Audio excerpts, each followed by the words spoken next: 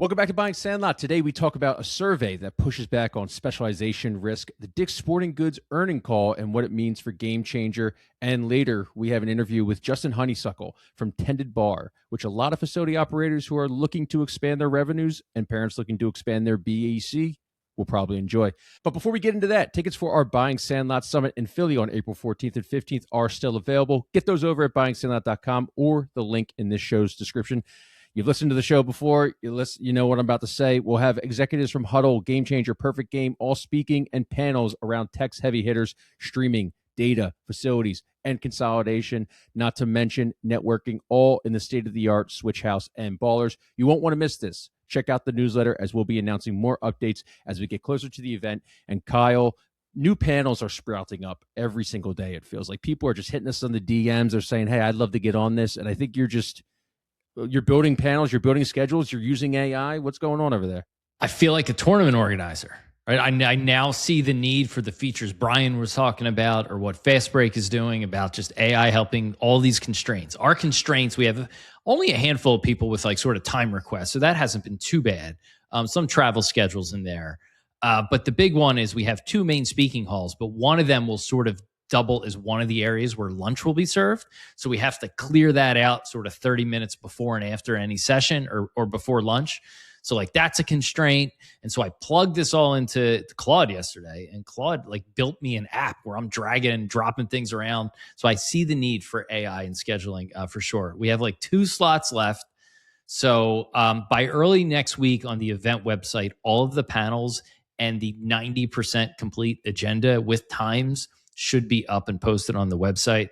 But I'm very excited about the way it's shaping up. And then we had a couple of more really good ones to add, and expect a couple of 2-3 big dog speaker announcements next week. Bullish on AI, huh?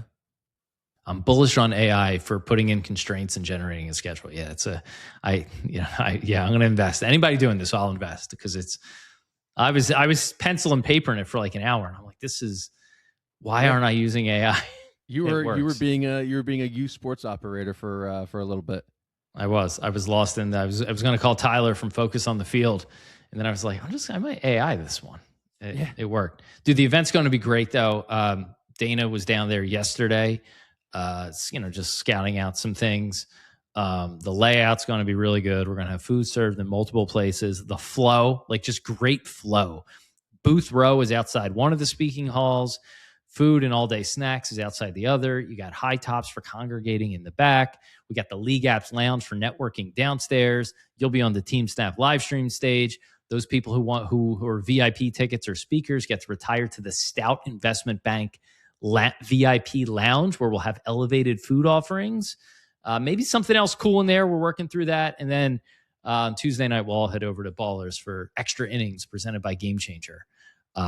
5 to 10. I don't know how many people are going to last till 10, but we have open 2 or 3 hour open bar, 2.5 hour. 3 hour, I believe. 3 hour. Yeah.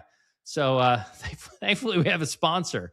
But it's going to be good. And then cash bar, and then catered dinner, then lots of fun. And we'll do the pickleball tournament. We'll play some padel. And it's going to be good. It's going to be good. Lots of deals are going to be made. Lots of nooks and crannies. Did you guys ever see Love Actually?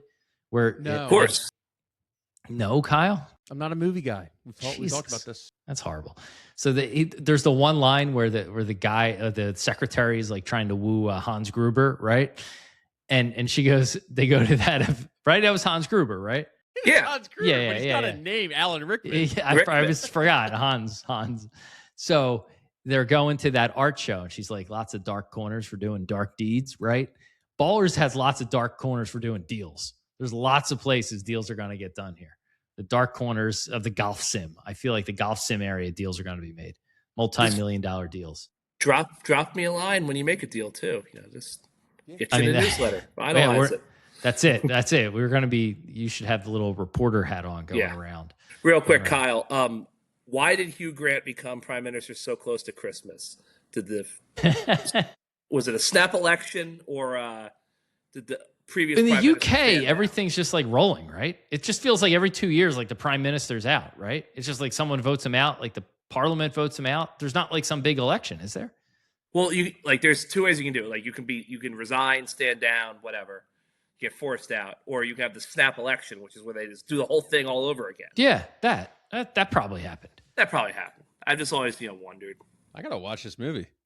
I can't. It's a good Christmas film. It's the best, like top 5, easily, up there with Mr. Bean's in it. Wow. Yeah, I mean Hans Gruber's in 2 of the best Christmas movies ever. The guy from Walking Dead, Jingle All the Way is my favorite Christmas movie of all time. Great one. All right, let's get over to the show. The ECNL did a specialization study. The ECNL, for anyone that doesn't know, is a national club soccer development platform. They had their chief medical advisor conduct a study, and he found that there is no statistical significance. There's an increased injury risk in athletes who specialize in soccer compared to players who participate in other sports. The study tracked 80 female athletes, all belonging to the same club, ranging from U13 to U18 over 2 competitive seasons.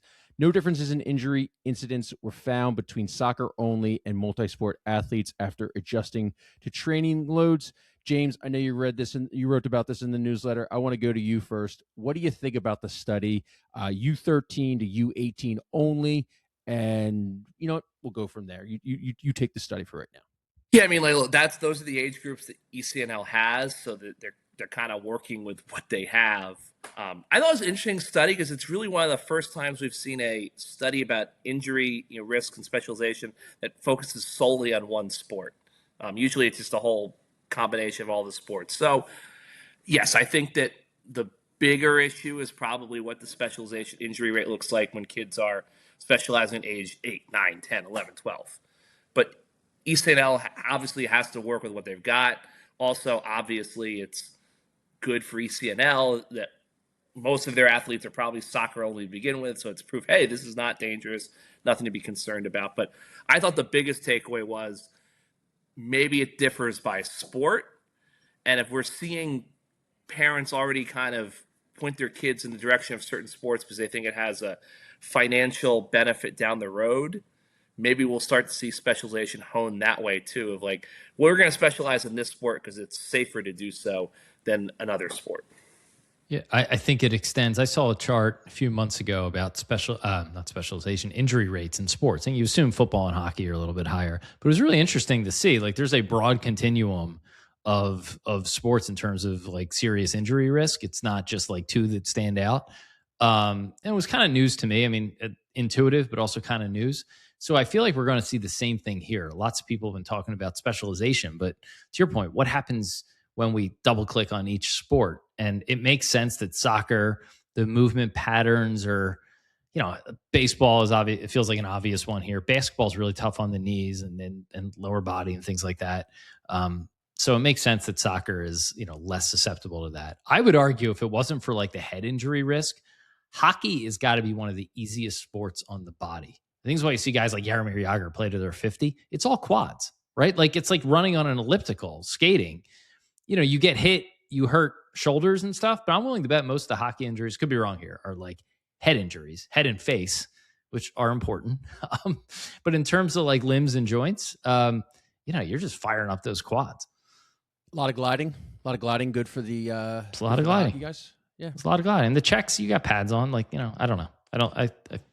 It's also like short spurts. A guy's on the ice for what, 2 minutes. Then he's back. The shifts and everything. 18 to 20 minutes is ice time, I think. Yeah. Well, and it's there's this broader trend too. Like people say exercise, right? And now lately, like you have like the Peter Attias of the world, right? They talk about all exercise is not equal, right? People going out and doing yoga or walking around the block, that's a lot different than vigorous exercise, right? And I think there's a whole generation that just thought, hey, I'm going for a walk, I'm power walking, I'm exercising. And then it's like, no, like it turns out tennis is one of the, there's this study came out a couple of weeks ago about like the high correlation in tennis to longevity. Like on average, they live way longer than a golfer, right? Because, the types of exercise you're getting in tennis, it's aerobic, it's interval training.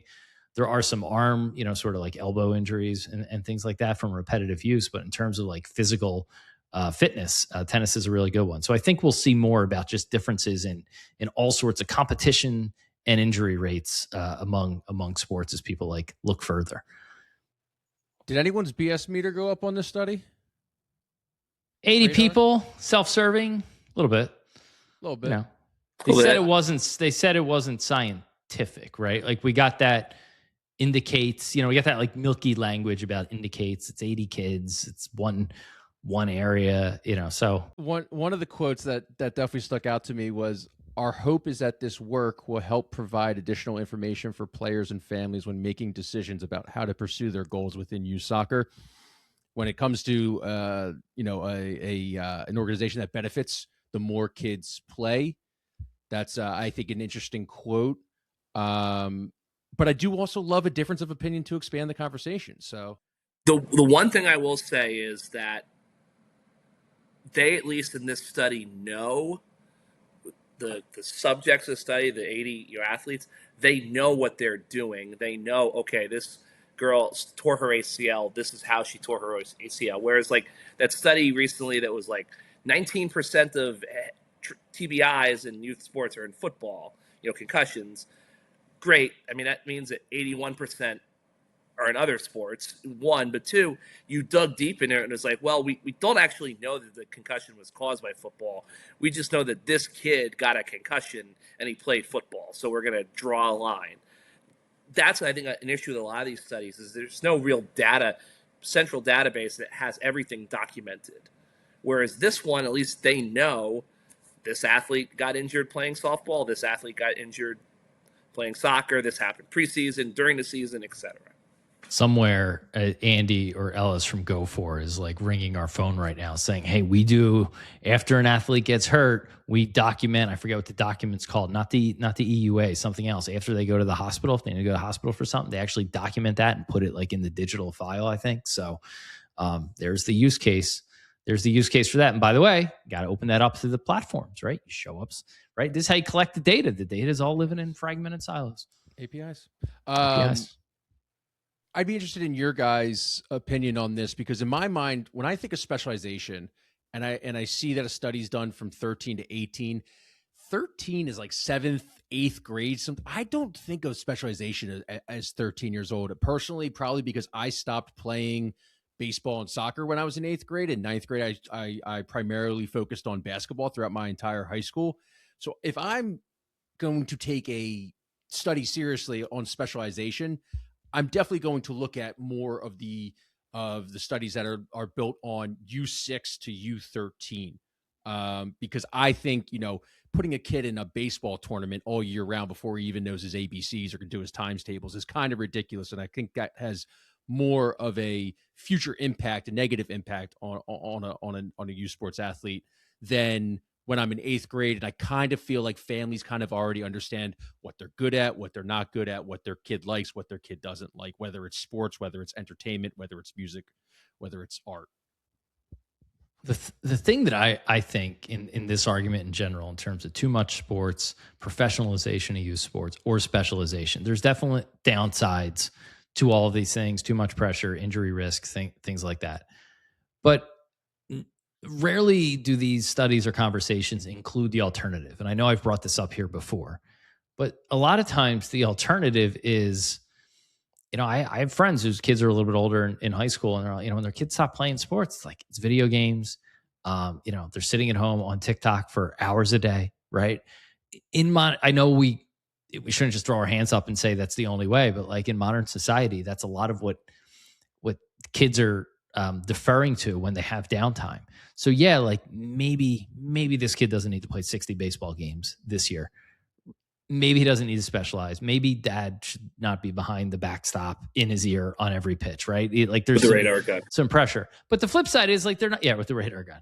But if he's not doing that, there might be heavy screen time use. There's lots of studies about that. So I feel like you need to keep it in balance. Yes, there's some bad in the competitive nature of youth sports and every parent thinking their kid's going pro, but net, would you rather have the kid playing sports on a Saturday or sitting at home playing Call of Duty? Right. So you got to just sort of weigh what the alternative is and the full net of all that. The alternative is probably the hip dysplasia study, or the ACL injury that I think University of Iowa did a hip dysplasia study where it found that girls have 5 times more hip dysplasia than boys do in soccer. And then I think James reported on this a couple of weeks ago, saying that ACL injuries in girls are significantly up compared to any other compared to boys and stuff. So I mean, that is, I mean, in a way. But now then we get into the turf conversation. There you go. Those are the studies I don't trust.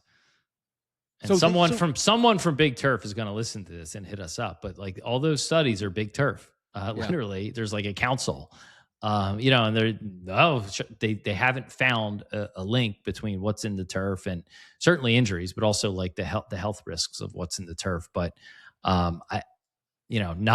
not being able to prove it doesn't mean there's not a correlation, right? Just to clarify, Kyle, so the University of Iowa study was about sports specialization and hip development in kids in that kind of age group you mentioned. I was just, it's like when you buy an engagement ring, you know everything about diamonds, and then those facts leave you. When you're the son of a toddler, short-term memory. Yeah, when you're a father of a toddler, like in the moment, you're like a doctor. Like I could play a doctor on TV. So I just know hip dysplasia is 5 times more likely to be found in infant girls than boys. So I was just trying to correlate and if that doesn't get caught, so that's another factor you kind of have to throw in, is that you can look at soccer and be like, oh, soccer, cutting motions, hip issues. But then if most girls of that age are playing soccer and they're significantly more likely to have hip issues, that could also translate and skew the data. Just getting back to the whole idea that none of this data is perfect. Yeah, 100%. And I don't want it to be like I'm watching Mad Men right now, so everything I go back to is Mad Men. This felt a little bit like Don Draper trying to sell me Lucky Strike when when all those things came out about the cigarettes. Toasted. Yeah. Toasted. Exactly. Toasted. So, I don't know. I mean, there are positive examples though, Specialization, IMG. I mean, obviously you got to pay, money to go there and stuff, but they do a great job. They're the gold standard for specialization, I would say, in the sport. And they do sixth grade to 12th grade and stuff, but they're also, building an athlete's mind as much as their body and stuff. So there are positives, as Kyle has mentioned, to specialization. There's also negatives to specialization. Does anyone else have anything before we move on? No, I don't want to say I'm kind of with you though. The high school, once you kind of approach that high school level, even some of the studies around specialization talk about specializing before high school. You get to high school and you're a D1 prospect, you're gonna play basketball for all 4 years and maybe focus on that. So again, nuance. There's nuance in all these conversations, and there's extremes in both directions. But sometimes, the answer is somewhere in the middle. It's not always all bad or all good. It's not binary. Two things can be true. Shout out to Kevin Kincaid. All right, let's move over. GameChanger's numbers. GameChanger. Dick's Sporting Goods had an earnings call, and GameChanger's numbers points more to a picture that every day Dick's looks like it's becoming more and more of a media company, and GameChanger feels like the digital asset that connects everything. I'll go over a couple of the numbers from the call. 10 million unique active users. That's up about 1 million from last year. Over 4 million average monthly active users, up from about 500K, 500,000 from last year. Almost 10 million games covered. That's up.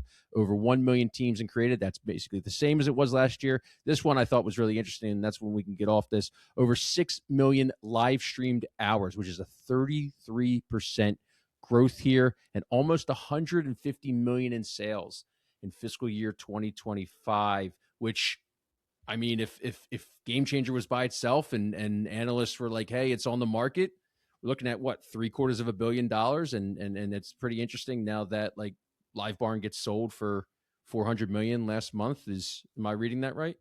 Yeah, you multiply it by 5. But I kind of brought this up to Samir.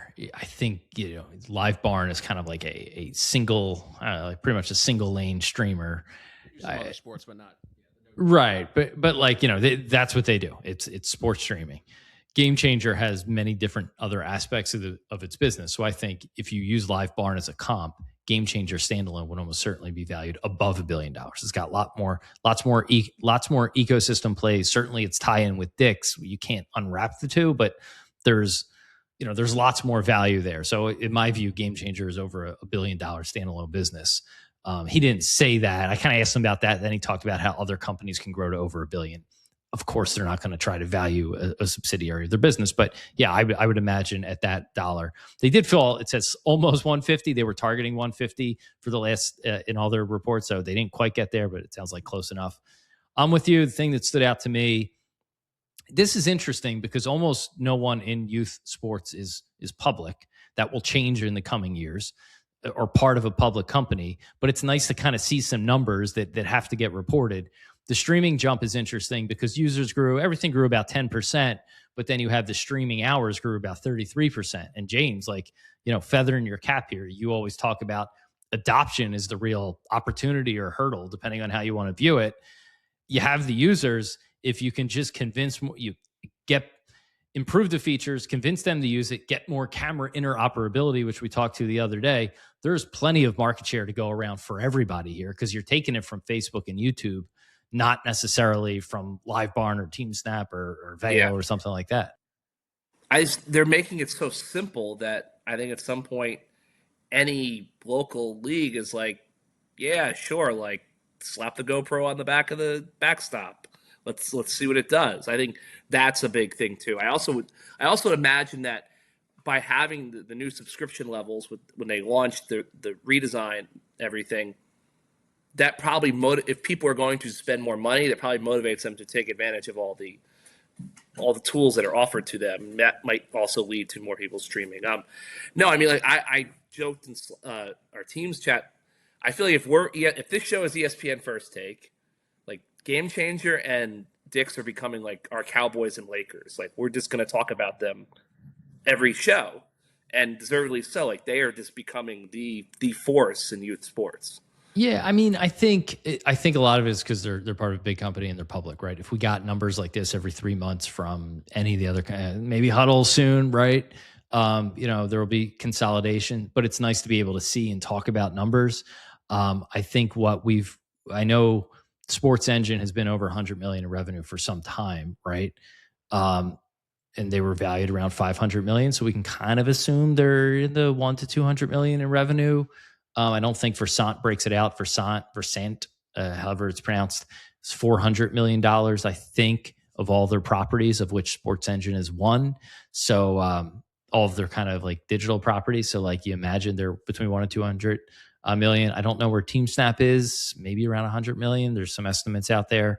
So it's interesting to see. The other thing that jumped out to me here, Dick's CEO Lauren Hobart said, GameChanger is a big asset for the Dick's retail media network, and it's appealing to brand partners as well as our non-endemic partners who want to be a part of youth sports. This goes back to the sponsorship thing. Samir talked about it on our podcast. We think the next leg up in the youth sports TAM, right? The total opportunity here is sponsorship dollars coming in.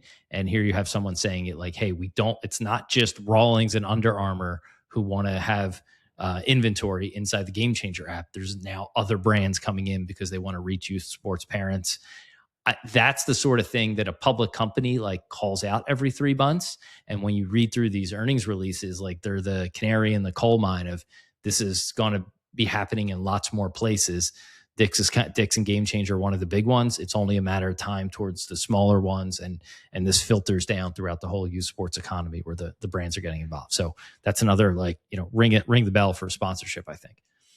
What's the data collection piece look like, and how do you think they would utilize that? I'm trying to think off the top of my head, and I'm just basically curious because I know I'm kind of obsessed since you've talked about like a physical product with data collection. Go Route was an example you used and everything. Do they have, do you think, a physical data collection piece? Because I just want to talk about more about that if that's true. No, I mean, I think, well, I don't know. I think and this is, it's relatively simple. They could see, certainly in baseball, maybe increasingly in basketball, what sports you're playing, what the schedule looks like. So if you think about, okay, now you're on such and such baseball team, we could target baseball gloves, age appropriate baseball gloves, spikes, not only in the app, but across network, right? I mean, this is,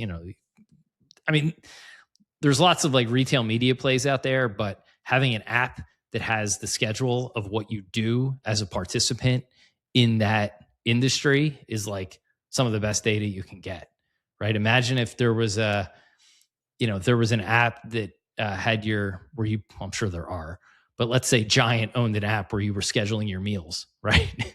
And it would know, oh, you're having tacos on Friday and it's Tuesday, you might want to buy taco meat, right? It's kind of like that here. Oh, you got to eat, your baseball season starts on Friday. You haven't bought cleats yet. So easy, like no brainer sort of retail media play, GameChanger and Dick's. I don't know who wrote this section on the newsletter. Maybe you guys both did. Was there a Foot Locker example you guys used about a pilot program that was streamlined? Is that anything that we can talk about? Yeah, so obviously Dick's acquired Foot Locker, and I think it's funny, they actually call it their like fast break program, but 2 words. They basically just kind of revamped what the stores looked like. It seemed like they tried to eliminate a lot of the like excess inventory and displays that people weren't really necessarily buying as much. And they said they've had a lot of success for it. So it sounds like they're going to try to implement this across all the Foot Lockers or most of them by back to school season, which they're kind of targeting. And it also sounds like I think they closed, off the top of my head, I think it was like 57, like right below, it's around 60-ish Foot Locker locations so far. But it sounds like they're not planning as of now to close as many Foot Lockers as they had anticipated, because this sort of rejiggering of the flow is working so well.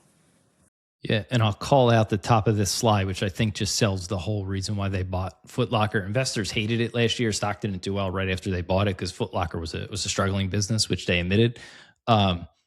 But at top of the second or third slide here, with Foot Locker, we are now a leading global sports retailer. And you can even put up the map here, right? Dick's was a North American, US-based presence, and Foot Locker's got pretty big European and sort of like Asian, Pan-Pacific presence, right? It unlocks, I think, a little bit of basketball culture, which is, Foot Locker is very aligned with, a little bit of soccer, but also just that international footprint. So, it seems like they're more bullish on this now. And again, one of our trends for 2026, international expansion.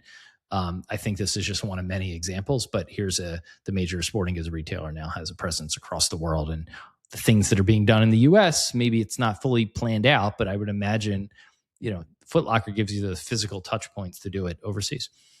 Interesting. Anything else before we get into the interview? All right, let's tee it up. Justin Honeysuckle, CEO of TendedBar. You're going to like this one. Stay tuned. Justin Honeysuckle, CEO of TendedBar. Thanks for joining Buying Sandlot. Thanks for having me, guys. I appreciate it. Before we start, can you give us a little elevator pitch for TendedBar and what you guys do? Yeah, so TendedBar, traditionally speaking, we're an automated cocktail dispensing machine. Really differentiates us from the self-service model of the beer pouring walls and things like that, as we make real cocktails on demand. Nothing's pre-made, so when you're getting Tito's and soda with a splash of cranberry, you can make it a double, a tall, a short, really customize at your leisure. And then really speed was a big factor for us. We went real strong into the high volume environment, doing stadiums and arenas around the country. Kind of cut our teeth there, for better or for worse, over the last 6 years really.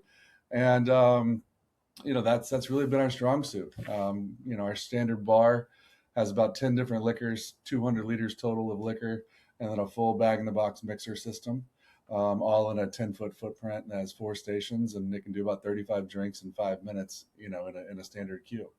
So that was really where we started. And, from there, we've kind of branched out. We've done numerous built-in units, but I think our biggest thing right now, which to me really correlates with what you guys do, is we've kind of gone, I actually put a LinkedIn post out last night for the first time that says TendedBar's gone sober. So we're actually offering refresher drinks. We're offering iced coffees, flavored teas. You're in the Northeast, so I don't know how much the dirty soda, thing has kind of encroached on you guys. Not something I personally knew much about, but not being from the Utah and working its way over, but we started doing all of those the last few weeks, and it's been a huge success so far, which really, I think, correlates with where you guys are and concession stands in that environment as well. Now, I feel like this product, and I know every product, every founder has a story. There has to be a story behind you. Were you waiting in line at the largest cocktail party in the country, a Georgia versus Florida game? What's the story behind TendedBar? Why did you start it? Why did you see the vision for it? Well, I can tell you the one thing I wasn't doing is waiting at the Florida-Georgia game, being that I'm a Florida State alumni. And okay, there you go. One game I don't go to every year, and it's that one. But no, I mean, honestly, I grew up, working. Actually, one of my first jobs, I grew up in Sarasota, Florida. I worked at Sarasota Brewing Company. It was probably one of the original microbreweries in the world. before they became really popular. And, really loved that environment, bartended and worked in bars through college. And, always had that kind of passion for, a little extroverted, loving that nightlife scene and all of that. But I went to school for interior design and architecture. So I have a master's degree in architecture and design, and I had a design firm. And really, my brother was an engineer at Purdue. That's where, we sent the smart kids to go to Purdue instead of, have fun at Florida State. And so Jay's senior project in college was an automated bar. It was simply a tabletop unit, something, we look back on it elementary at this day and age, but, it was cool. It got a lot of fanfare. And when he graduated, he's like, I can go work. He had a good job at a train, a air conditioning, like manufacturing plant, being an engineer there. And that didn't seem very cool. So No, yeah, the bar industry is a lot more fun, I would say. Yeah, he started emailing investors and things like that. And luckily enough, there's one investor that, emailed back, and it was Mark Cuban. So Cuban gave us our first investment. And from that point, Jay kind of asked me to help along. And, I was doing my own thing, but I was like, yeah, I can do the design. And, we kind of went by the motto, I'll make it look good and you make it work. And, we put our first bar in Nashville, Tennessee, Honky Tonk Central downtown off Broadway. And it never got used, actually. It was in some VIP areas, and it didn't work out for some things they had going on internally that were outside of our control. And then we kind of had to reinvent the wheel, say, where does this really work? Back in 2016, 2015, automation, especially in terms of hospitality, was kind of a 4-letter word. There was hate mail. There were bartenders that did not like us, still don't like us, but for the most part. But they weren't. We weren't ever trying to replace Joe the bartender at your local pub. That wasn't our goal. Still not our goal. Our goal was expedited service. Usually, where the bar's a supplement. You're not going to a stadium because of the drinks. It's a good added bonus when you're going there to watch a concert. Or you're going there to watch a game, but you sure as hell don't want to wait in line for 20 minutes, 30 minutes, 45 minutes for that cocktail. And as sports fans, I'm sure you guys have waited in line for a beverage and realized, by the time I get it, I can almost drink it before I even get back to my seat for a regular cocktail. It's funny you bring that up because I was just at a flag football tournament. I waited 30 minutes in a meager line for pretzels. And if I wasn't starving, I would have gotten out of that line. And I was like thinking to myself, like, there has to be a more efficient way. So like that brings me to my next question. Why is TendedBar able to solve the efficiency issues for facilities? And then like the products, like when you get customer feedback from your operators, what is it typically like? Yeah, I mean, that has been probably one of the biggest evolutions because, we go into the stadium environment and you've got these, almost misconceptions of, you're going to sell all this thing on an NFL Sunday or an NBA game and all these drinks and things like that. And not that we hadn't done well in certain aspects, but a lot of it, unfortunately at our beginning, infancy, we were kind of being cannibalized one way or the other. At peak times, there was no doubt we were crushing things, to where that line's just flowing. Like I said, 35 drinks in 5 minutes, you got a full queue, people are getting their drink, they're happy. But the problem was in the slow times, NFL Sunday, especially, we did 5 different NFL stadiums. The real drinkers are in the parking lot. They're waiting to get in until kickoff. So that first 2-hour window, sometimes 3-hour window, it's pretty stagnant in that stadium. Like there are people maybe get a drink. It's a lot of times it's the people that are, visiting fans because they're not tailgating in the parking lot. They're getting dropped off. They don't have that destination outside. So they're coming, they're casually exploring the stadium. But even, like in Jacksonville, where we had at one time 8 different locations, that's 8 locations with 70,000 people. You're still not hitting enough. You've got, 100 bars in there. So it's really hard to infiltrate that kind of environment without forcing it on people. And at the same time, we're doing something new, different that, people are hesitant to do. So it's really kind of figuring out how do you make that transition. And I think that's the biggest thing. And I think youth sports is no different than really, it sounds way different to most people when you think, okay, NFL stadium, flag football tournament, at my local, park. Well, you know what? Most of the time it's the same people working. All of those concession companies, they all hire nonprofit organizations to run all of those stands. So you've got 2,000 people coming to work on a Sunday or a Saturday, but they're all brand new for the first time most of the time, or they've worked a couple games. But so it's not like this is their everyday. And you've got 6 to 12 managers that are walking around trying to put out fires. So it was really on us to figure out, hey, what works in that environment and what doesn't, and then modify our product, as such. So one of the biggest things, actually, I think I mentioned right before this, that I just got back from Arizona, because that's where our manufacturer is now. And we actually designed and built a countertop unit to where it's going to go behind the concession stand instead of being self-serve. So that way, the soccer mom or dad or cheer mom that's sitting there trying to raise money for their daughter's, camp or whatever, they could turn around and make a Jack and Coke or a dirty soda or an iced coffee just by pressing the buttons, instead of having to know how to bartend, know the recipes for all of these things. And then you take a queue time that, where you were waiting for that pretzel or your popcorn. Well, now I can get my drink at the same spot. Now I can take advantage of that. My per cap goes from having a $12 ticket size to having a $40 ticket size pretty easily. And so that's kind of our next evolution of where we're going with it. Now that same unit can be, really done in a lot of places. And as I mentioned, expanding beyond cocktails is really something we've been targeting lately. And, I think there's no difference in my world between pouring Tito's and pouring, iced coffee, or pouring, added creamer or a syrup or something like that sweetens a drink. So we figured, why not? So Justin, I want to make sure I understand it properly. The first model you guys had was sort of like you said self-serve. So like that was something that a customer could kind of go and make the drink themselves, like those fancy Coke machines you'll see at a movie theater. Yes. With the 97 different options. It was sort of like that. I was the Coke freestyle for liquor, and we still have that, and we're still active in that environment 100%.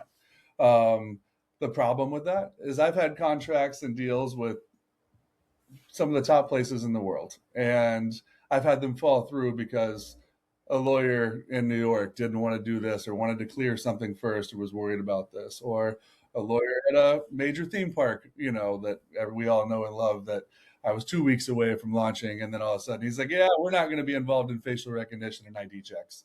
We don't want to be that." And I'm like, "Well, I know you're using it in the park, but hey, let's not tell anybody about it, okay?"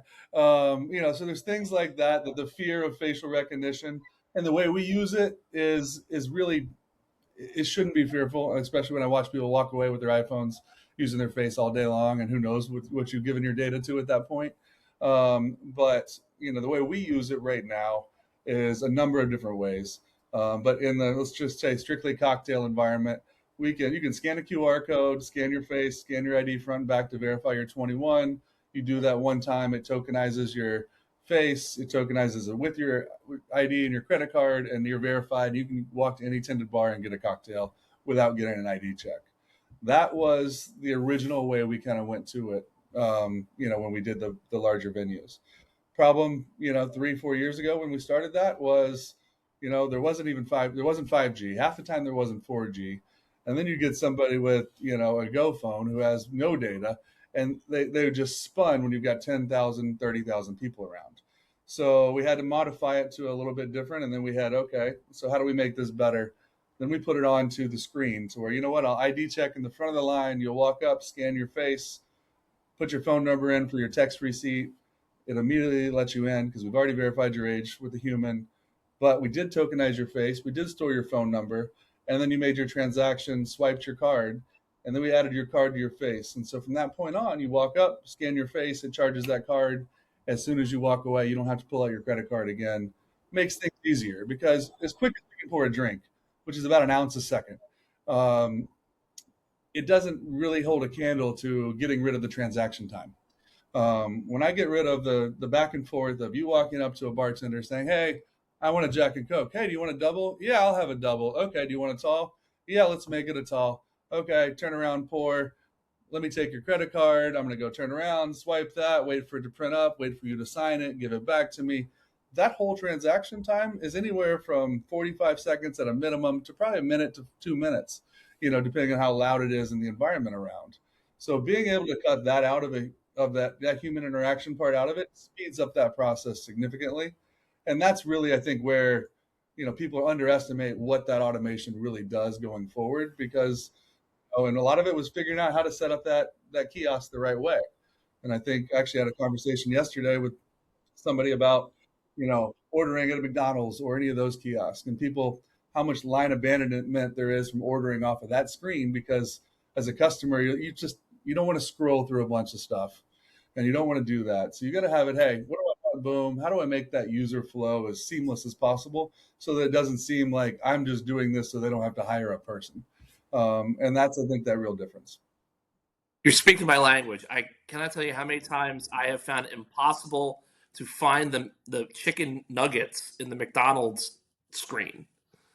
It's like got to be like the first or second most popular thing they sell, and they bury it under like different labels. It's crazy. Well, and there's a lot of people that look at metrics. They're like, oh, kiosk ordering is, we 25% more than if you do it at the counter. In my personal opinion, you walk up to that counter, you're used to seeing that full display of everything you can order right there. Not that you can modify your burger or whatever, but everything's there. In a kiosk, you got to go through it feels like you're at Cheesecake Factory. It's like, I'm not trying to go through 47 types of tacos. I just, I need to go here and find what I need and go from there. And that's something I think people miss in that environment of like, oh, I want to do all this stuff. No, I'm going to this place because I want it fast and I want it to be easy. If you make it harder for me, I'm not going to come back. Is it rented? Is it bought and stored? How do you kind of sell to your operators? And if you're able to tell us, what's the price point typically? Yeah, so we originally went to the market as a hardware as a service. So background wise, we had a automation background as far as growing up. My dad worked for Rockwell Automation, and one of the biggest automators in the world. And so we had a lot of insight on automation. We probably overbuilt some things because of that too, honestly. But we went forward as what's called a hardware as a service. So we would provide the machines up front, and we would get basically a fee on the back end for what the throughput was through the unit. So essentially a revenue share to some extent. And then we also combine that with a leasing fee at times, or one or the other, depending on the volume of the stadium and arena.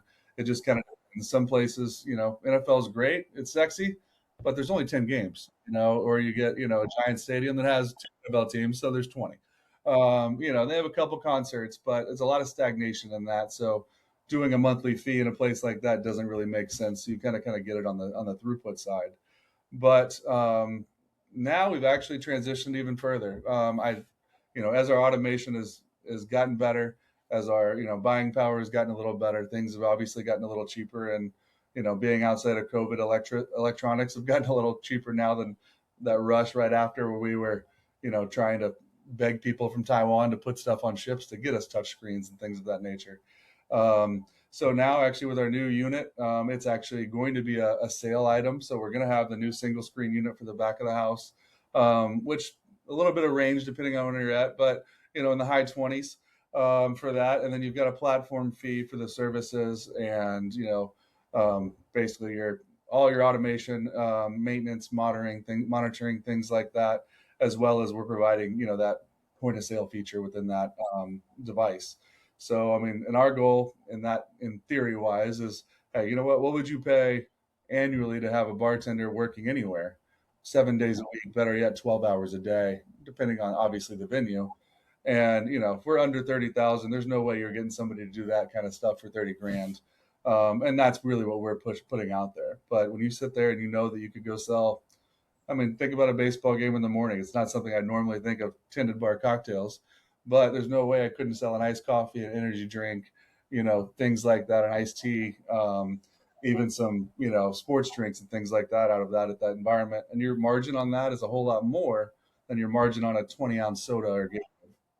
Well, I was just down in Florida at a flag football championship. You'd be surprised at 10 in the morning how many people are walking around with Modelo's or White Claws. I'll tell you that. So it's the iced coffee people, and then there's also the alcohol people. And that's actually something that I want to talk to you about. I think people that are, we have a lot of people who are investors, who are PE guys, who are operators, who, just own their own youth sports companies and stuff in our network. And they're probably thinking, and I don't know if you have any kids or you're youth sports dad or anything. Why the hell are we giving alcohol to youth sports parents? They're already nuts. What the hell is going on? Like when you talk to operators, who I'm sure you've heard this, or you just talk to general friends and family and colleagues in your space, what do you say to them when it's like you're just pouring gasoline on a fire, giving youth sports parents alcohol? Yeah, I coach my son's basketball team, and my daughter's a golfer and a runner. So they're 7 and 9. So we're early in the process right now. Um, I'd say go check those Yeti cups before you do anything and realize Okay. parking lot. Okay, let's be real. All right. There's people that need to be honest with themselves of what people are doing. Yeah, and I get it. People take it to another level, and you don't want to encourage, too much. But it's also about how are you going to do it responsibly. Would I necessarily sign up for self-service right away to where people can go free for all at a cocktail bar in the middle of, 12 round baseball park? No, probably not. But there's also a time and a place for certain things. I mean, we've got we've got some that are in trailers to where, you go take it to big tournaments or have the tournaments go around to where, it's out there for certain times. And self-service does make sense there. The other side of it is I can also regulate it. If you're doing, facial recognition, part of the beauty of that is like with the NFL, they were really worried about it. But I sat there and I put, metrics in there to where you could only have one double every 15 minutes. That's still not very much of control, but you can set that to really whatever you want. So where if you walked up and you had just had a cocktail, it would say, hey, you know what, you need to wait 7 more minutes, 8 more minutes to have another one. Now, right now, in any kind of bar environment, I can go to Joe over here. He has no idea I just took 2 shots with Cindy, and there is no control. So I think you actually provide a better control. And you can't over tip me to make me give you a quad, either. You're getting a single, you're getting a double. You've got a lot more control there. And I think it's, it is a business of youth sports, as we said. It's a business. And as much as we'd like to say that, everybody's not going to take advantage of that, you're spending too much money to not take advantage of it. And I've talked actually to somebody at a conference I spoke at back in December, and he's actually just signed on to do the concessions for one of the larger baseball travel baseball leagues, and they were looking at the metrics, apparently the firm that was buying these parks, and they're like, no beer or beer, and it was a no-brainer. I mean, he's like, the amount of difference that we're going to make in profitability on that is huge, especially when you're there at 9 a.m. and sometimes you don't have another game till 7 p.m. I mean, they're putting big TVs out there so the dads can sit around and watch, college football all day in between. And he's like, that's really where we're trying to get to. Are you seeing more progress with outdoor tournaments? Are you seeing more progress with facilities? What's the strategy there you think going forward? Well, really, so as a whole, this last year, I've kind of been redoing our automation platform. We did redo our whole automation platform. Before, different types of bars had a different automation set on the back end. So where a single screen was different than a 4 screen and a 6 screen, et cetera. We combined all those to make them consistent, and really in that environment was like, okay, how do we now take this and expand it to where it doesn't matter if we do, refresher drinks or cocktails, et cetera. And in that, we basically kind of redid our whole kind of model inside to where now I've got some distributorship to where I've got people that are used to like restocking things. So if I was going to go put a 2-screen bar that we've developed into a Courtyard Marriott lobby, to where, instead of depending on Courtyard to go operate that, all I want Courtyard to do is clean it and make sure it has cups every day. And then I've got a company that'll come around and restock it for them, make sure it's consistently maintained and things of that nature. And carrying that to concession stands is kind of the same thing, where we can have it be fully operated by somebody else, to where we can supply that person, that operator, to makes it really a hands off, and we're going to give you a check for the spot. We're almost renting the spot from you to an extent. But then we have layers behind that. You know what? We still have maintenance. We can still service it and do all that, but then you're going to sit there and do the restocking and all of that, and obviously the operations of it. It kind of just depends on what level you want to be. The other side of it that we're kind of branching into, and this is in the infancy stage, is really kind of more of a franchise model, because some of the biggest problems I've had is I put them in places, I put them in arenas, and with hardware as a service, it sounds really good, and it is good if you operate it efficiently. But when somebody doesn't have any skin in the game, sometimes they don't care as much, and they're like, if I got to put something to the side today because I ran short on time, it's probably going to be the thing I didn't pay for, and I'm only paying a fee for it if it gets used. And that, as a business person, it doesn't always make sense to me, but it's the reality of they've got a lot going on, and where things going to cut. I tried to make it to where, the beauty of TendedBar was you could stock it and do everything on a Tuesday for a Sunday game, and on Sunday you just got to turn it on. In 15 minutes you're ready to go, which makes sense. And I think both of you look at me like, hey, yeah, why wouldn't you do that? Well, I can tell you there's a long list of people that didn't do that, that waited until Sunday morning to try to get things done, and to get, doors are open at 9:30. Like it's kind of too late to do some of that stuff at that point. So the franchise, aspect of it is really more in the idea of like, hey, somebody's got some skin in the game. They care. They can go be a weekend warrior. They can go do weddings with the mobile bar. They can go, service it on a route when they're already doing vending machines and things of that nature. And really, keep the branding, keep everything we've built. And then I know I've got somebody on their side that gives a damn. And, there's a lot of people that want additional income, and you know what, you're not paying $500,000 to go do something like this. You're doing all this for under $100,000, depending on what kind of buy-in you want. And, you can be pretty successful when you look at, what's a bartender at a wedding cost. I mean, I think I paid, $3,000 and we had to spoil the booze. So there's a lot of opportunity out there for that. Huh. Got anything else, James? No, this has been awesome. Thank you. Yeah. Thanks for giving us a little 101 in the industry, from the bartending industry to the TendedBar industry. Well, we'll keep, following you on LinkedIn. Is there anything you want to promote or anything? I know you just talked about the franchise model. Anything you want people to follow you anywhere? When I look at, what we got, what you guys do and where you're going, I mean, the business of youth sports is huge. I think it's honestly probably taken away from high school sports to some extent, especially in everything but football, honestly. So, I look at those places that are obviously up and coming, whether they're, the places that do everything, or, even the simulator, game and those things. That's really where our kind of countertop unit was designed for, to sit there and say, you could put it back in the back of the house. You've already got a soda system there. We hook up into that. No proprietary products. You can use what booze you want, what creamer you want, what, caramel or coconut syrup you want to make certain things. A lot of our, I don't really have any real true one-to-one competitors, but a lot of people out there are saying, hey, if you buy our equipment, you've got to use this product. And that's where they're making their money, is on that product. And you buying that consistently and all of that.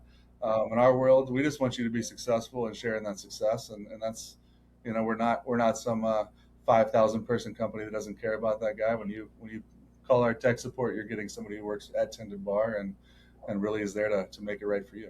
Nice. Maybe we can get Kyle to splurge on a TendedBar for the summit. We have a summit coming up in April where we have a lot of guys coming in for buying Sandlot Summit for Where's the it at? business of youth sports. It's in Philadelphia. Philadelphia? Okay. What's the date?